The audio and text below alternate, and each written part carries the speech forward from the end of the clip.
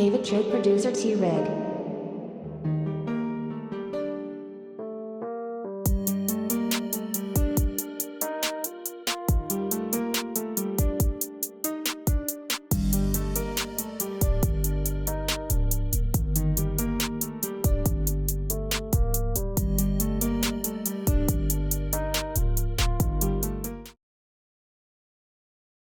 Well, hello, everybody. Welcome back to the Trick Podcast of Joy and Gozo TV on this lovely Friday night, April 3rd, 2020. Welcome back to my channel.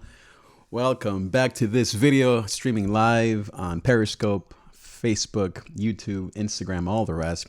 Twitch. Make sure that you like, comment, subscribe. Leave me a comment below. Say hello. Share this broadcast with all of your followers. Let them know that today we're talking about how to handle stress as a highly sensitive person.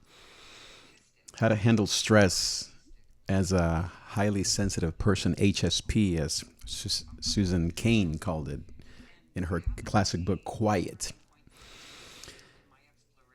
So imagine I was maybe 8 years old, flying from another country here to LAX with my 5-year-old sister, alone.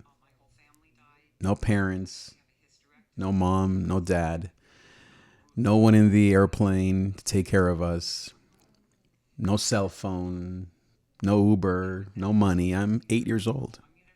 My sister is relying on me, and truth be told, I felt pretty confident flying all the way here from my home country. We landed, and everything seemed to be going well, except when we got off the plane, my grandmother wasn't there. My uncle wasn't there. There was no one there to pick us up. And LAX at the time felt like a really dangerous place. I mean, you could say that even today, but imagine as an 8-year-old, I didn't speak a word of English. I hardly spoke Spanish. I mean, I hardly spoke. I was a very quiet boy. I know it's hard to imagine, but and naturally, as you would, my little sister began to cry as we sat, I think, on our backpacks in our jackets, because my mom had given us, my guess is, a backpack and a couple of jackets because, you know, the U.S. is always cold. And so we sat there and I began to, I guess, probably draw a blank, it would be my guess. I was in shock myself, not knowing what to do. But something within me just woke up and thought, okay, I need to get some help here. Again, no language. I'm 8 years old. I've never been to the United States of America in my whole life. Never been to LAX. My sister is crying. She's acting normal. I wanted to cry as well. I don't really know exactly what happened, but I think I spoke to someone in charge, someone that walked by, someone who looked like they knew what they were doing. And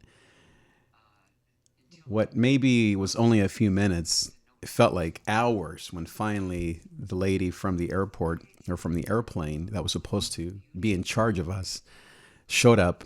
And I'm sure she apologized. I don't think I was crying, but I probably felt like crying. And then in a matter of minutes, my grandma and my uncle showed up and all was well. You know, right now for highly sensitive people and creatives like you and me, this whole crisis feels exactly like that moment at the airport for me. I feel numb, like I know what I'm supposed to do and I do it. And yet inside I am panicking. And yet something maybe even deeper inside of me is at peace and knows what to do and is looking for help and is leading my sister and believes and trusts that help will come at the right time. Now, you fast forward that in terms of my airport story to when I was maybe in my high school years, and I felt similar feelings because of immigration fears. And even though I was pretty popular in school and very good at school, I remember feeling pretty alone, probably for similar reasons. I was very artistic, very unique. I'm an Enneagram 4, in case you know the Enneagram. Enneagram 4, wing 3. So I'm a creative with kind of a doer mentality. And I remember being in my grandma's apartment where I grew up and feeling pretty happy, even though there was so much chaos around me. The language was still an issue at times. I was bullied 2-3 times when I was younger, maybe like 8 years old, right around that time when I first came to the U.S. And I felt very special, and yet I couldn't quite break through to the culture. And so when I would come to my room in my grandma's apartment there on 8th and Raymond, 7th and Cherry, shout out to the 310-213-562. I would grab my guitar, and my guitar became my salvation, my comfort. I played in church and people loved it. Something I had done since I was a little boy with my father back in my home church. And so it was natural for me to just sing. And by the grace of God, I sang well enough and played well enough, or maybe I was cute or both. And people loved it. And the love that I received, the affirmation, comforted me, made me feel unique, special, accepted.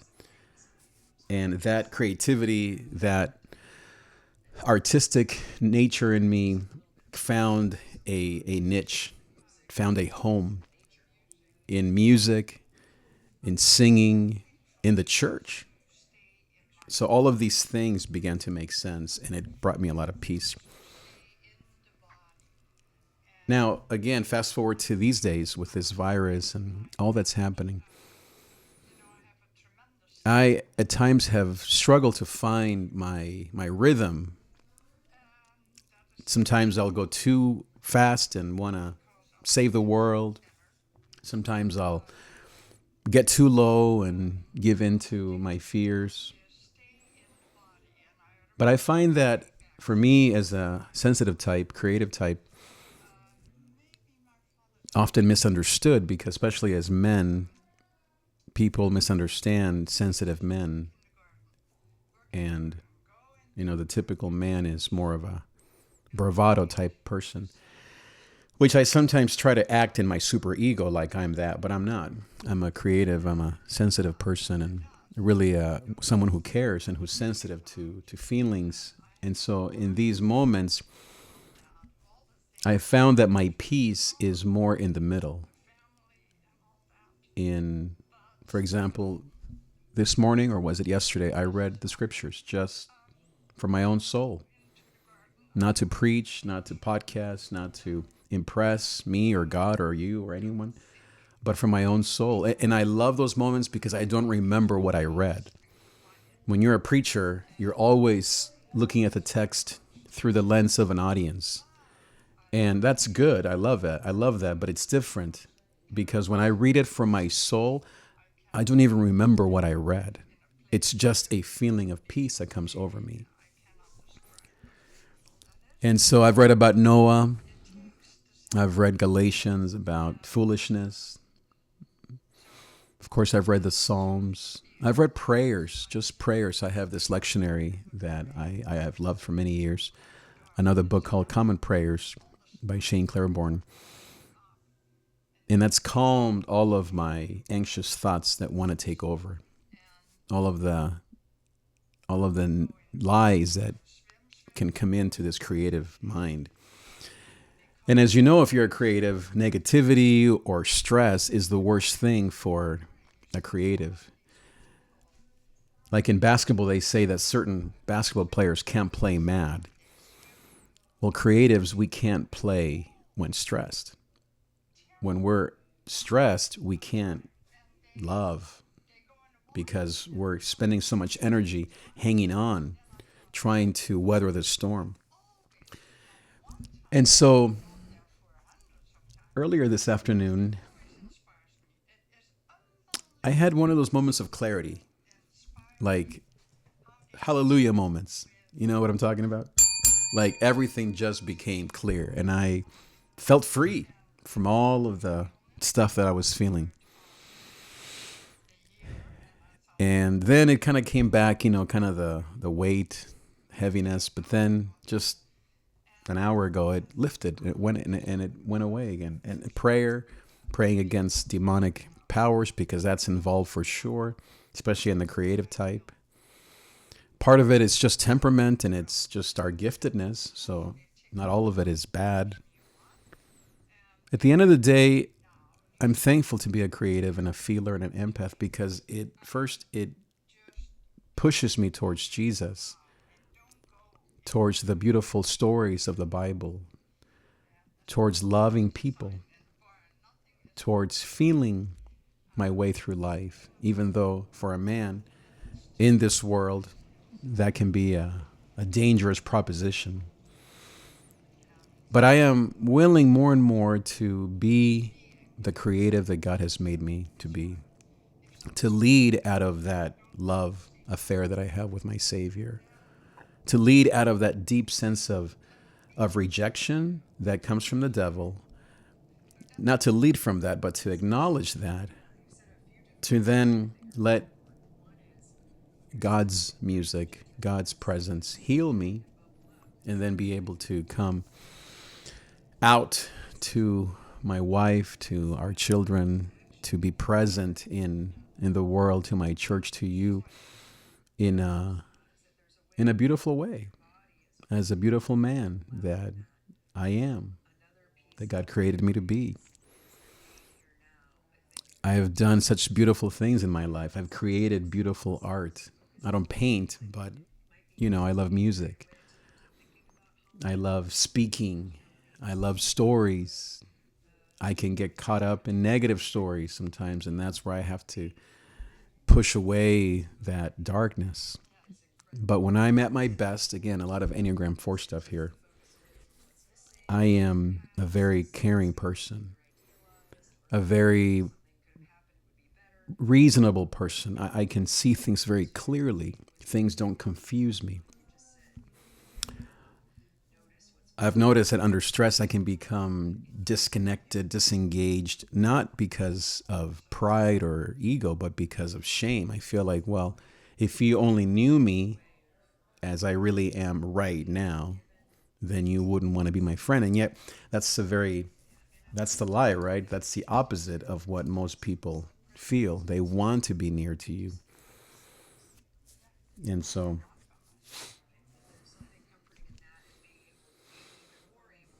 that's part of the story of 4. I think one of the issues that I deal with is uniqueness. I want to be unique in everything that I do. And sometimes when you push so hard to be unique, you get discouraged when you are just like everybody else. When you realize that you're not that special. I don't mean in the eyes of God or my mom or my wife. I don't mean that, but just that you're not, let's say in my case, John Mayer or Dave Matthews, that I am me and I'm a worship leader and I've never written a hit worship song. I probably never will. I'm not Joel Osteen. I'm not Billy Graham. All of these fantasies that us creatives have of kind of that super ego, that Superman that I think I need to be in order to overcome my weaknesses or insecurities or such. But in my strength, as I said, I'm a very compassionate person, very clear thinker, very direct, very able to lead masses, thousands, millions of people to the promised land with love, with imagination, with story, with compassion. I'll close with this. This week, like most weeks and like most churches, we've been closed. We haven't been able to meet except through Zoom and online on Sundays and Thursdays. So yesterday I had one of those just like bright moments, like, whoa. And so I went to my church and did a vlog and I posted it online. It was talking about how much I miss worshiping with my church in the building, in the actual sanctuary, on that red carpet from 1960 with the stuff that we've had forever and the stains that I love and my church as it is. And it was one of those beautiful creative expressions that I'm so proud of. It wasn't rah, rah, we can do it. It wasn't depressing. It wasn't a bunch of lies or a bunch of promises. I wasn't being a politician or a game show host or a motivational speaker. I was just expressing how much I miss the people of my church, the viejitos, the children, my staff, my friends, the Spanish, the English, the different cultures, the different countries, the music, everything. Just walking up the steps. And I think it, maybe like for many of us, this loss that we're experiencing can perhaps touch our hearts for the things that we really, really value, the people that we value, the places that matter. I doubt even though right now we may miss Ralph's, I doubt we need Ralph's. I mean, you know what I mean, right? We need it for food and vegetables and toilet paper, but it's family that we miss right now. It's gathering as a church that we miss right now. It's loving each other without concern that we long. It's seeing each other's faces without masks that we miss right now. It's not having that fear that you might be infected or I might be infected. And so we miss the freedom, the love. We miss the security, the safety of it all. And I think that's necessary. We had to have this reset in order to realize what really matters. And so when I landed at LAX when I was 8 years old, I never would have imagined that story would become so epic for the rest of my life now as a 50-year-old, almost 51-year-old man, 40 years later. I never expected or thought that would be such a representation of who I am, a young person, sometimes afraid and yet willing to step up and to lead his sister and really my future into existence, I guess. And that's what we're all doing right now, right? That's what you're doing as a mom, as a grandmother. That's what you're doing as a man, as a creative. That's what you're doing as a single parent, as a husband. That's what we're all doing as a young person or a child. That's what we're all doing right now. We have to lead our families through the Red Sea, through the masses of people at LAX. We have to get through this crisis together in love, helping the weak, helping those that are crying, so that we can be authentically us, so that we can realize our dreams. And this is the time for us to rise as creatives, as artists. So artists write songs, lead. Entrepreneurs create. Speakers speak, prophets prophesy. Whatever your gift, whatever your talent is, this is the time for you and I to step up and to lead the way by being our authentic self. What's in here, letting what's in here first heal, and then to come out to love others. So I hope that helps in terms of my process and what I'm learning. I hope that you are doing well. Thanks so much for listening. I'll see you next time.